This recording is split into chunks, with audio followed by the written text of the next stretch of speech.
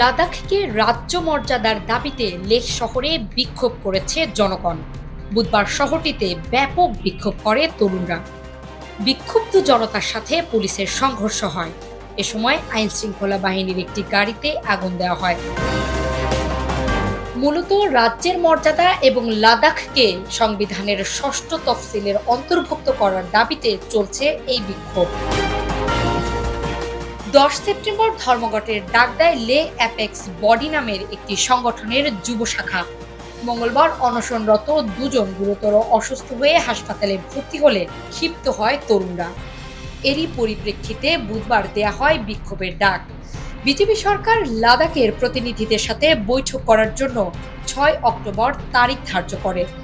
এতেই ক্ষোভে ফুঁসে ওঠে অনশনকারীরা। এর আগে 2023 ও 24 সালে লাদাখে একাধিক বড় বিক্ষোভ, ধর্মঘট ও মিছিল অনুষ্ঠিত হয়, তবে এবারের মতো এত সহিংস রূপ ধারণ করেনি। এখন অনেকের মনে প্রশ্ন উঠেছে, লাদাখও কি পৃথক রাজ্যের দাবিতে সোচ্চার হয়ে জেনজির প্রতিবাদ করল? শ্রীলঙ্কা, বাংলাদেশ, নেপালের পর ভারতও কি তাহলে জেনজির বিক্ষোভ দেখল? লাদাখবাসীর রাজ্যের দাবি রাজনৈতিক ও সাংস্কৃতিক উভয় দিক থেকেই গুরুত্বপূর্ণ।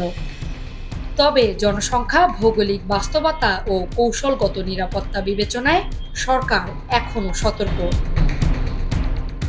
লাদাখকে পূর্ণাঙ্গ রাজ্য করার সিদ্ধান্ত কেন্দ্র সরকারের রাজনৈতিক সদিচ্ছা ও দীর্ঘমেয়াদী পরিকল্পনার উপর নির্ভর করে।